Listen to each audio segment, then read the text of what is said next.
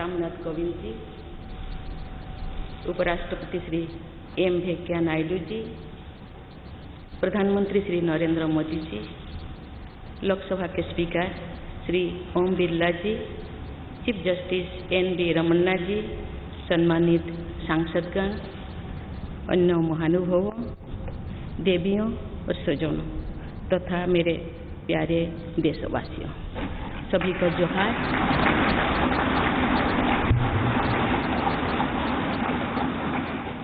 भारत के सर्वोच्च संवैधानिक पद पर निर्वाचित करने के लिए मैं सभी सांसदों और सभी विधानसभा सदस्यों का हार्दिक आभार व्यक्त करती हूँ। आपका मत देश के करोड़ों नागरिकों के विश्वास की अभिव्यक्ति है। मैं भारत के समस्त नागरिकों की आशा, आकांक्षा और अधिकारों की प्रतीक इस पवित्र संसद से सभी देशवासियों का पूरी विनम्रता से अभिनंदन करता हूँ।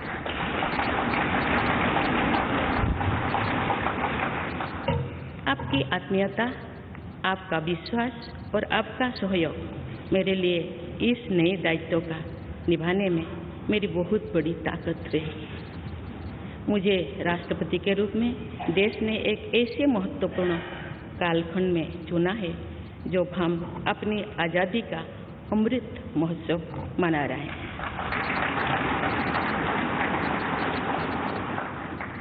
आज से कुछ दिन बाद ही देश अपनी स्वाधीनता के 75 वर्ष पूरी करेगा।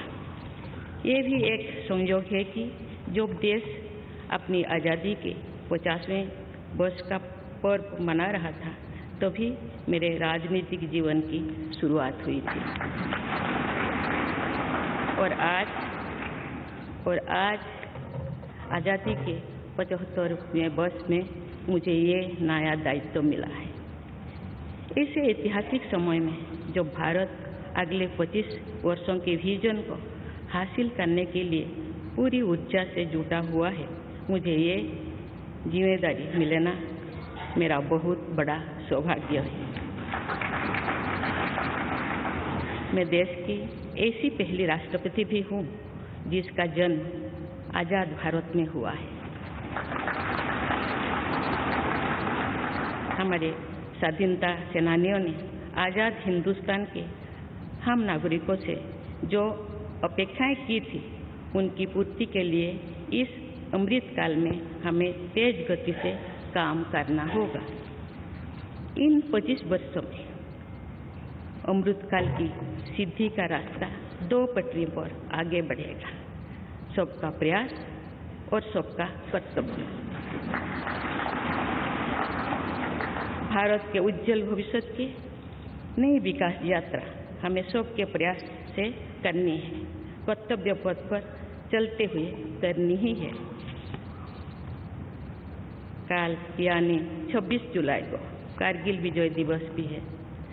ये दिन भारत की सेनाओं के शौर्य और संयम दोनों का ही प्रतीक है। मैं आज देश की सेनाओं को तथा देश के समस्त नागरिकों को कारगिल विजय दिवस की अग्रिम शुभकामनाएं देती हूँ। देवियों और स्वजनों, मैंने अपनी जीवन यात्रा पूर्वी भारत में ओडिशा के एक छोटे से आदिवासी गांव से शुरू की थी। मैं जिस पृष्ठभूमि से आती हूँ वहाँ मेरे लिए प्रारंभिक शिक्षा प्राप्त करना भी एक सपने जैसा ही था, लेकिन अनेक बाधाओं के बावजूद मेरा संकल्प दृढ़ रहा और मैं कॉलेज जाने वाली अपने गांव की पहली बेटी थी।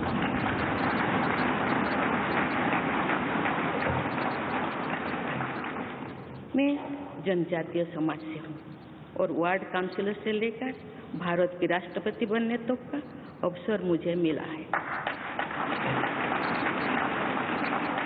ये लोकतंत्र की जननी भारतवर्ष की महानता है। ये हमारे लोकतंत्र की ही शक्ति है कि उसमें एक गरीब घर के पैदा होने बेटी दूर सुदूर आदिवासी क्षेत्र में पैदा हुई बेटी भारत के सर्वोच्च संवैधानिक पद तक पहुंच सकती है।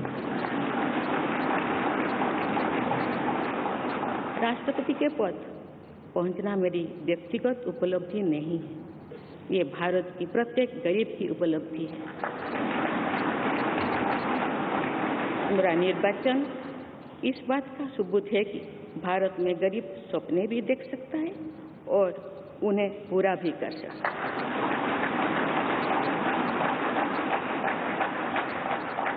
और ये मेरे लिए बहुत संतोष की बात है कि जो सदियों से वंचित रहे, जो जीवन विकास के लाभ से दूर रहे, वे गरीब, दलित, पिछड़े तथा आदिवासी मुझे ये अपना प्रतिबिंब देख सकते हैं।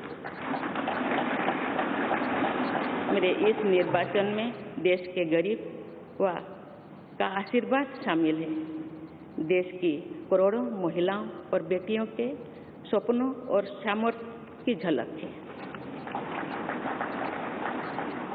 मेरे इस निर्वाचन में पुराने लीग से हटकर नई रास्ता पर चलने वाले भारत के आज के युवाओं का साहस भी शामिल है। ऐसे प्रगतिशील भारत का नेतृत्व करते हुए आज मैं खुद को गौरवान्वित महसूस कर रही हूँ। मैं आज समस्त देशवासियों को, विशेषकर भारत के युवाओं को तथा भारत की महिलाओं को ये विश्वास दिलाती हूँ कि इस पद पर कार्य करते हुए मेरे लिए उनके हित सर्वोपरि होंगे। देवियों और स्वजनों, मेरे सामने भारत के राष्ट्रपति पद की ऐसी महान विरासत है जिसने विश्व में भारतीय लोकतंत्र की प्रतिष्ठा का निरंतर मजबूत किया है। देश के प्रथम राष्ट्रपति डॉक्टर राजेंद्र प्रसाद से लेकर श्री रामनाथ कोविंद जी तक अनेक विभूतियों ने इस पद को सुशोभित किया है। इस पद के साथ साथ देश ने इस महान परंपरा के प्रतिनिधित्व का दायित्व भी मुझे सौंपा है। संविधान के आलोक में मैं पूरी निष्ठा से अपने कर्तव्यों का निर्वहन करूंगी। मेरे लिए भारत के लोकतांत्रिक सांस्कृतिक आदर्श और सभी देशवासी हमेशा मेरे ऊर्जा के स्रोत रहेंगे। देवियों और स्वजनों, हमारे संवैधानिक संग्राम में, स्वाधीनता संग्राम में एक राष्ट्र के तौर पर भारत की नई यात्रा की रूपरेखा तैयार की है। हमारा स्वाधीनता संग्राम उन संघर्षों और बलिदानों की अविरल धारा है जिसने आजाद भारत के लिए कितनी ही आदर्शों और संभावनाओं की सिंचा था। पूज्य बापू ने हमें स्वराज, स्वदेशी, स्वच्छता और सत्याग्रह द्वारा भारत के सांस्कृतिक आदर्शों की स्थापना का मार्ग दिखाया था। नेताजी सुभाष चंद्र बोस, नेहरू जी, सरदार पटेल, बाबा साहेब अम्बेडकर, भगत सिंह, सुखदेव, राजगुरु, चंद्रशेखर आजाद जैसे अनगिनत स्वाधीनता सेनानियों ने हमें राष्ट्र की स्वाभिमान को सर्वोपरि रखने की शिक्षा दी थी। रानी लक्ष्मीबाई, रानी वेलु नाचियार, रानी गाईदिन्यू और रानी चेन्निमा जैसी अनेकों वीरांगनाओं ने राष्ट्र इच्छा और राष्ट्र निर्माण में नारी शक्ति की भूमिका को नई ऊर्जा दी है। संथाल क्रांति, पाइक क्रांति से लेकर कोल क्रांति और भील क्रांति ने स्वतंत्रता संग्राम में आदिवासी योगदान को और सशक्त किया। सामाजिक उत्थान एवं देश प्रेम के लिए धरती आबा भगवान बिरसा मुंडा जी के बलिदान से हमें प्रेरणा मिली थी। मुझे खुशी है कि आज़ादी की लड़ाई में जनजातीय समुदाय के योगदान को समर्पित अनेक म्यूजियम देश भर में बनवाया जा रहा है। देवियों और स्वजनों, एक संसदीय लोकतंत्र के रूप में 75 वर्ष में भारत ने प्रगति के संकल्प को सहभागिता एवं सर्वसम्मति से आगे बढ़ाया है। विविधताओं से भरे अपने देश में हम अनेक भाषा, धर्म, संप्रदाय, खान पान, रहन सहन, रीति रिवाजों का अपनाते हुए एक भारत श्रेष्ठ भारत के निर्माण में सक्रिय है। आजादी के 75वें वर्ष के अवसर पर आया है अमृतकाल। भारत के लिए नए संकल्पों का कालखंड है। आज मैं इस नए युग के स्वागत में अपने देश को नई सोच के साथ तत्पर और तैयार देख रही हूँ। भारत आज हर क्षेत्र में विकास का नया अध्याय जोड़ रहा है। कोरोना महामारी के वैश्विक संकट का सामना करने में भारत ने जिस तरह का सामर्थ्य दिखाया है, उसने पूरे विश्व में भारत की साख बढ़ाया है।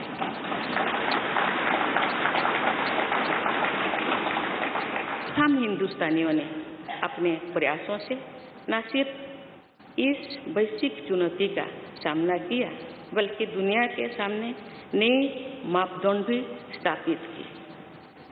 कुछ दिन पहले भारत ने कोरोना वैक्सीन की 200 करोड़ डोज लगाने का कीर्तिमान बनाया है। इस पूरी लड़ाई में भारत के लोगों ने जिस संयम, साहस और सहयोग का परिचय दिया, वो एक समाज के रूप में हमारी बढ़ती हुई शक्ति और संवेदनशीलता का प्रतीक है। भारत ने इन मुश्किल हालात में न केवल खुद को संभाला, बल्कि दुनिया की मदद भी की। कोरोना महामारी से बने माहौल में आज दुनिया भारत को नए विश्वास से देख रही है। दुनिया की आर्थिक स्थिरता के लिए, सप्लाई चेन की सुगमता के लिए और वैश्विक शांति के लिए दुनिया को भारत से बहुत उम्मीदें हैं। आगामी महीनों में भारत अपनी अध्यक्षता में G20 ग्रुप की मेजबानी भी करने जा रही है। इसमें दुनिया के 20 बड़े देश भारत की अध्यक्षता में वैश्विक विषयों पर मंथन करेंगे। मुझे विश्वास है भारत में होने वाले इस मंथन से जो निष्कर्ष और नीतियां निर्धारित होंगे, उनसे आने वाले दशकों की दिशा तय होगी। देवियों और स्वजनों, दशकों पहले मुझे रायरंगपुर में श्री अरबिंदो इंटीग्रल स्कूल में शिक्षक के रूप में कार्य करने का अवसर मिला था। कुछ ही दिनों के बाद श्री अरबिंदो जी की 150वीं जन्म जयंती मनाई जाएगी। शिक्षा के बारे में श्री अरबिंदो के विचारों ने मुझे निरंतर प्रेरित किया है। जन प्रतिनिधि के रूप में विभिन्न पदों पर कार्य करते हुए और फिर राज्यपाल के रूप में भी मेरा शिक्षण संस्थानों के साथ सक्रिय जुड़ाव रहा है। मैंने देश के युवाओं के उत्साह और आत्मबल को करीब से देखा है। हम सभी के श्रद्धेय अटल जी कहा करते थे कि देश के युवा जब आगे बढ़ते हैं तो वे सिर्फ अपने ही भाग्य नहीं बनाते, बल्कि देश का भी भाग्य बनाते हैं।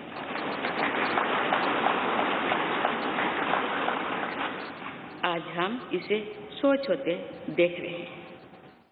वोकल फॉर लोकल से लेकर डिजिटल इंडिया तक हर क्षेत्र में आगे बढ़ रहा आज का भारत विश्व के साथ कदम से कदम मिलाकर औद्योगिक क्रांति 4.0 के लिए पूरी तरह भारत तैयार है। रिकॉर्ड संख्या में बन रहे स्टार्टअप्स में नए इनोवेशंस में दूर सुदूर क्षेत्रों में डिजिटल टेक्नोलॉजी की स्वीकार्यता में भारत के युवाओं की बड़ी भूमिका है। बीते वर्षों में भारत ने जिस तरह महिला सशक्तिकरण के लिए निर्णय लिए हैं, नीतियां बनाई गई है, इससे भी देश में एक नई शक्ति का संचार हुआ है। मैं चाहती हूँ कि हमारी सभी बहनें व बेटियां अधिक से अधिक सशक्त हो तथा वे देश के हर क्षेत्र में अपना योगदान बढ़ाते रहें।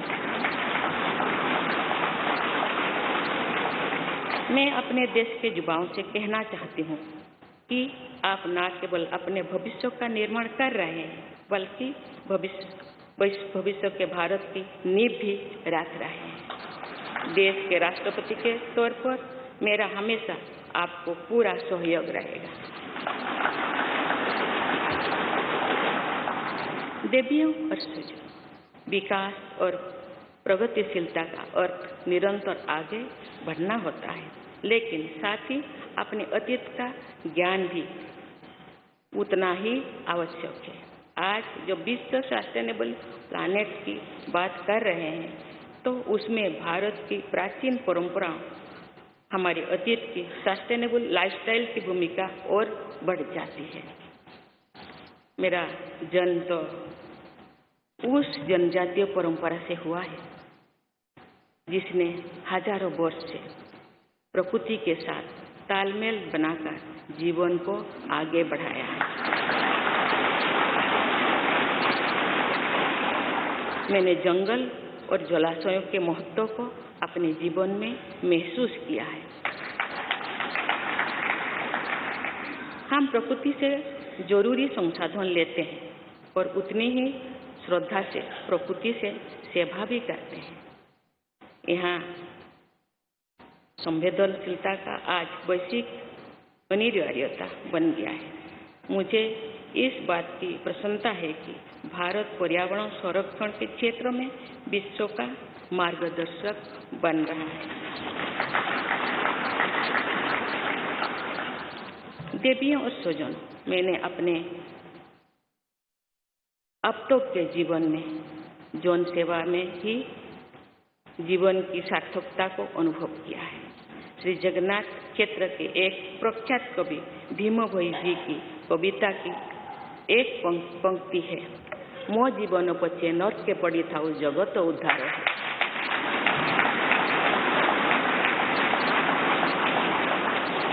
अर्थात अपने जीवन के हित और हित से बड़ा जगत कल्याण के लिए कार्य करना होता है। जगत कल्याण की इसी भावना के साथ मैं आप सबके विश्वास पर खरा उतरने के लिए पूरी निष्ठा व लगन से काम करने के लिए सदैव तत्पर रहूंगी। आइए हम सभी एकजुट होकर समर्पित भाव से कर्तव्य पथ पर आगे बढ़े तथा वैभवशाली व आत्मनिर्भर भारत का निर्माण करें। धन्यवाद। जय हिंद, जय।